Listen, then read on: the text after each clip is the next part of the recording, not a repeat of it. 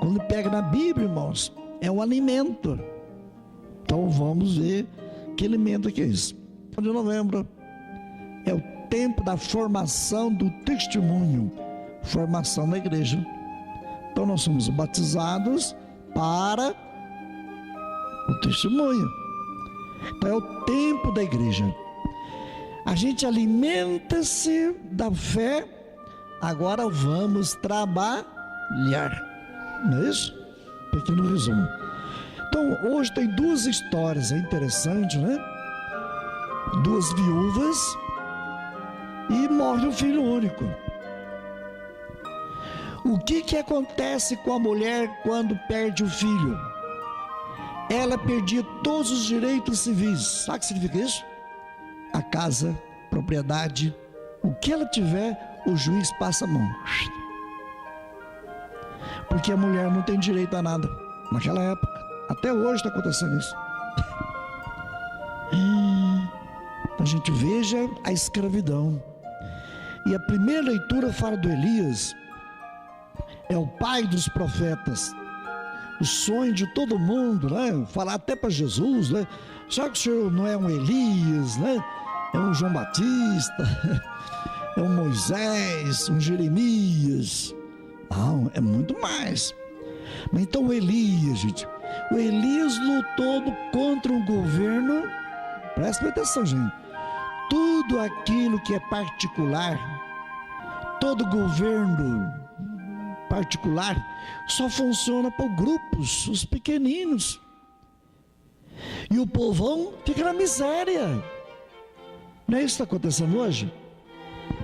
Quem é rico, são poucos que são ricos.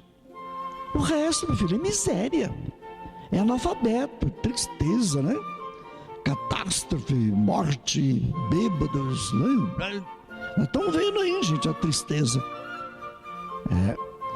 Então, Elias, ele que acreditava em Deus Javé.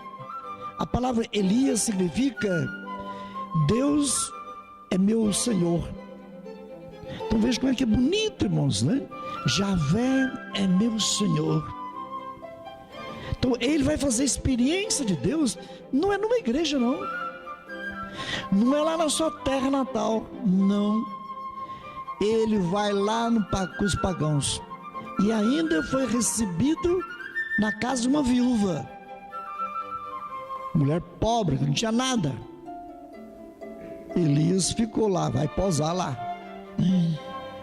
O que aconteceu naquela noite? O único filho dela morre. O que a mulher pensou? Bom, se morreu, porque esse homem aí é culpa. Elias é culpado. O Senhor veio para lembrar dos meus pecados e ainda a morte do meu filho? Gente, todos nós temos essa ideia. A gente fica culpando um ao outro. A gente fala que Deus castiga. A gente fala que Deus manda doença. Manda? Você pensa assim ainda? Eu estou sofrendo porque Deus quis. Nunca mais fala isso, filho.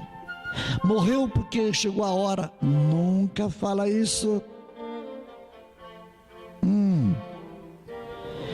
Morreu porque o avô dele era ruim, então tinha que morrer mesmo. Nunca fala isso, gente. A gente tem mania de culpar os outros, né? Eu estou sofrendo por culpa do meu avô. Não. Então a gente não tem a fé. Então a gente recorre a adivinhos. A gente busca toda a religião aí no Brasil, busca tantas fórmulas religiosas para me consolar na marra, me consolar desde que eu dei o dinheiro lá para o pastor, etc. Olha, gente, abra os olhos. Esse texto é 870 anos antes de Cristo. Portanto, 2.810 anos, 710 anos. Irmãos, é muito. Então, como é que isso aqui é a palavra de Deus, gente? E é importante. Javé é a única fonte de vida, é a única fonte de fertilidade. Então ele é profeta. O profeta não pode deixar o desânimo tomar conta. Mas aquela mãe que não estava evangelizada, que não era batizada, ela culpou Elias e culpou os pecados dos pais. Na sua atitude hoje, quando acontece acidente em nossa família, atropelamento, morte, enfim, você vê pela televisão as desgraças que estão acontecendo. Isso vai acontecer conosco também. E aí? E aí, filho? A sua atitude, você é batizado para sermos profetas, irmãos. Nós temos que ter coerência com a palavra de Deus. Como São Paulo fala, né? Eu estou anunciando o Evangelho, mas eu não aprendi do homem algum, não. Mas foi por revelação de Deus, Jesus Cristo, irmão. Gente, nós não somos católicos, não podemos ser católicos de tradição. Católico porque fomos batizados. É muito mais, gente. Nós temos que coincidir com a ressurreição de Cristo. Todos os santos são santos porque acreditar na ressurreição. Mas aquela mulher, como não era evangelizada, ela pensou que aquela desgraça da morte é uma culpa, alguém é culpado. Não é. Elias provou para ela que não era assim. Levou o garoto lá na parte de cima, deitou em cima dele 3 vezes, orando. O calor humano esquentou o garoto e ele voltou a viver. Que maravilha, gente. Então veja, né? Então, diante da morte, Elias e a mulher, eles têm 2 atitudes diferentes. Elas simbolizam as pessoas que perdem a esperança. As pessoas sentem-se derrotadas. Na morte do seu marido, a esposa vai se sentir caída. Na morte do papai, a pessoa sente-se destronada. Não é isso? Todos nós temos essa sensação terrível de estar faltando catequese. Deus é a única fonte da vida. Então o profeta que acredita no Deus da vida, ela fala: Deus não abandona o homem à morte. Ele vai lá, esquenta o garoto e o garoto volta a viver. Gente, isso é para nós. A morte é inexplicável, uma desgraça como hoje, os castigos da vida. Mas não pense que os castigos, que as desgraças é por culpa de Deus. Não é, filho. Assuma o erro nosso. Não é o azar, não é o destino, não é o tarô que está levando eu à desgraça. Não, assumir o nosso papel. Então não é castigo. Então nós temos comportagem com pessoas que têm fé. E no Evangelho, aquela procissão com Jesus, acompanhando Jesus, muito bem.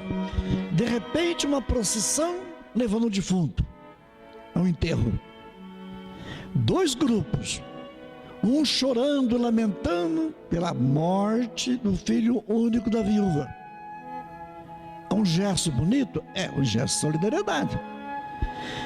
Mas ainda sem Jesus, nós podemos estar no velório do lado da morte, fazer um cortejo da morte.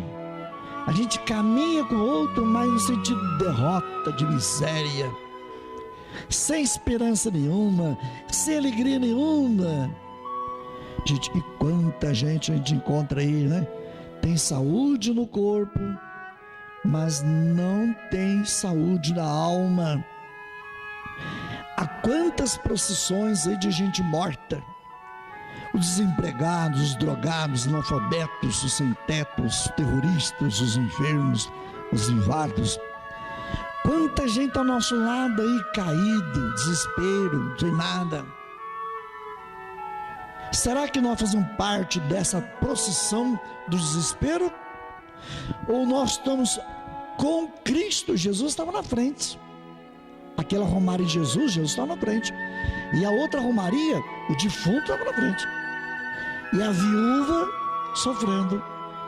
O outro grupo de Jesus, da esperança, da vida, irmãos.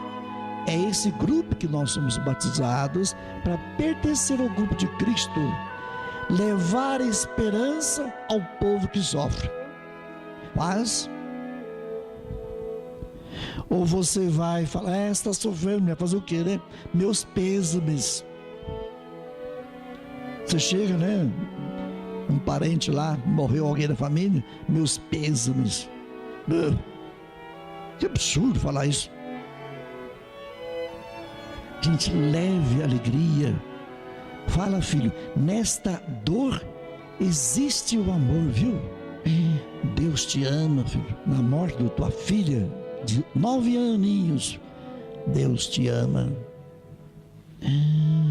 É plantando a semente que nasce, filho. Por isso que a terra dos mártires, né, é a semente de cristãos. Então não podemos ser pessimistas, né? Será que nós estamos aonde? Né? Nós estamos caminhando com quem? Na romaria de Jesus ou na romaria do defunto? Quem está na romaria de Jesus?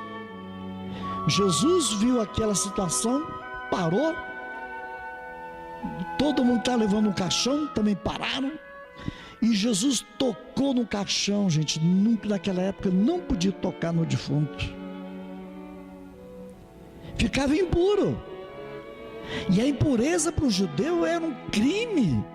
Tinha que ser perdoado por Deus, fazendo um sacrifício em Jerusalém. Meu filho, quem que disse que um ato desse é impuro? Jesus tocou no caixão. Moço, eu te ordeno, levanta-te. Veja a palavra. Nós somos batizados, gente, em Cristo. É esta palavra, como diz Jesus no São Paulo, na segunda carta, né? Eu prego o Evangelho é a força do Evangelho que estou levando, não é a força da tradição dos homens. O Evangelho que estou pregando vem de Deus, irmãos. Gente, o batismo nosso não vem do padre, não vem da água, não vem de ninguém. A força vem de Deus. É isso que nós temos que ter consciência, irmão. Nós aqui na terra, nós não podemos ser livres da morte. Quem de nós pode superar a morte, um sofrimento, uma doença? Não pode. Mas você não pode esquecer de ser solidário.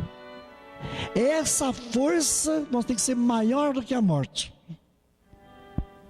A mãe não pode, né, fazer com que o seu filho nunca fique doente.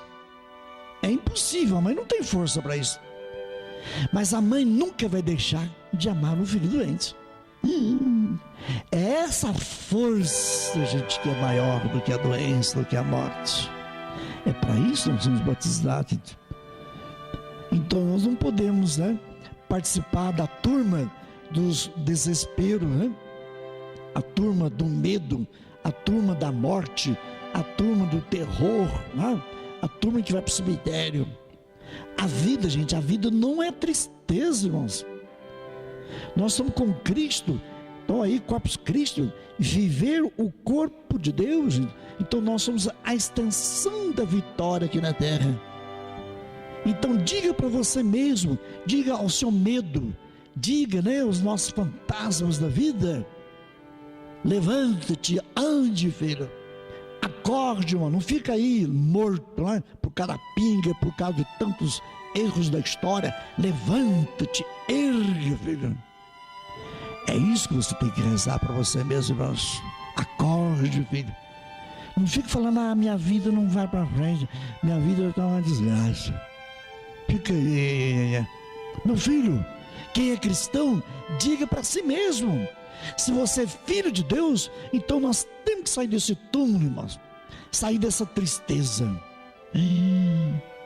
É isso, irmãos, a força de Deus. Por isso São Paulo ficou feliz, né?